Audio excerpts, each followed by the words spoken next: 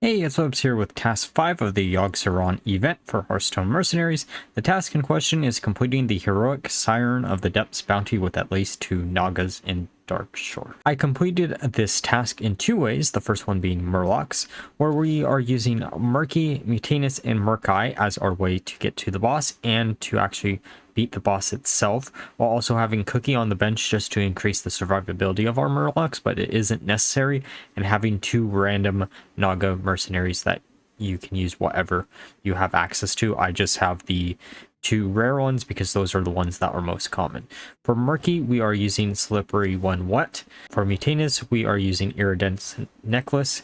And for Murkai, we are using Bubble Wand. To get up to the boss, you're basically going to be using Invasion whenever humanly possible. Mutanus is going to be using Scaly Taunt, and Murky, for the most part, is going to use Slime Time, though if one of your other mercenaries or himself get low, you will swap to Bubbly Bobble instead, just so you can protect them for 1 turn, and that's usually enough to actually get them to stay alive until the boss fight.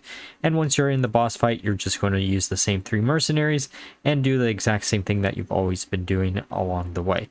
And the other way that I actually accomplished this task is through good old fire, which I almost forgot to swap in the Nagas back in, because this is something that I tested out for one of the later tasks too. For the way up to the boss, you are going to be using Belinda with Lesser Water Elemental, Geddon with Mark of Conflagration, and Ragnaros with Blazing Rune. Then we also have Chi-Ji as a backup plan in case of any of the other mercenaries actually die on the way up to the boss. With that all being said, let's look at how I did this with Murlocs first, then we'll look at fire. Hey! So, for Murlocs, we're going to be putting down Murky, Mutanus, and Old Murkai. Then we're just going to hard focus down the boss.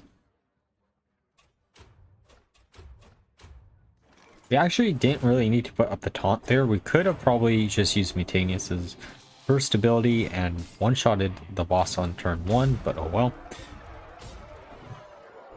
It really depends on what your actual breakpoints are, if you can do something like that. If you do have enough buffs like this, then you probably should do that instead. We're actually going to attack into that, use Slime Time, and then we're probably just going to summon something, just because I want to steal the additional attack off of the main boss, though this is probably not the best way to do this. You should just rinse and repeat what you did turn 1 to finish off the game, until everything's dead. And if anything gets low, use Bubble Time.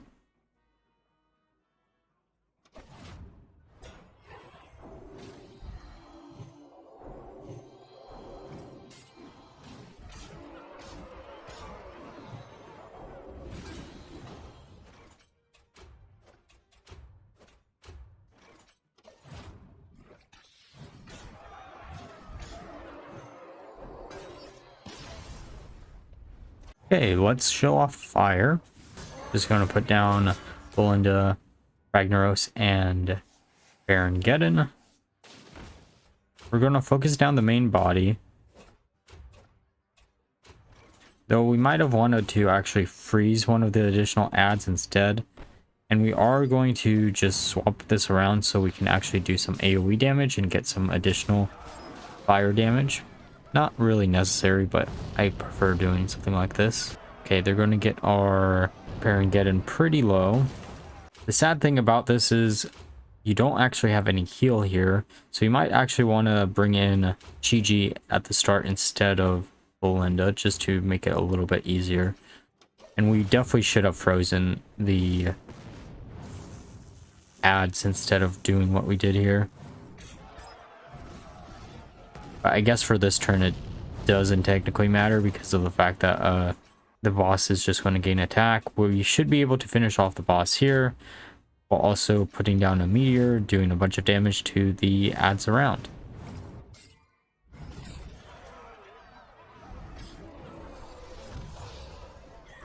Then we just bring in Chi-Ji, doesn't really matter, everything's low, and then we win from here.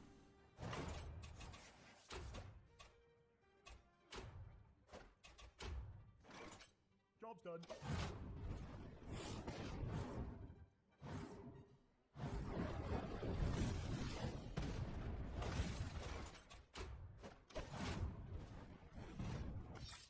Alright, I hope this guide video was helpful for you, and there should be one out for task 6 in a little bit.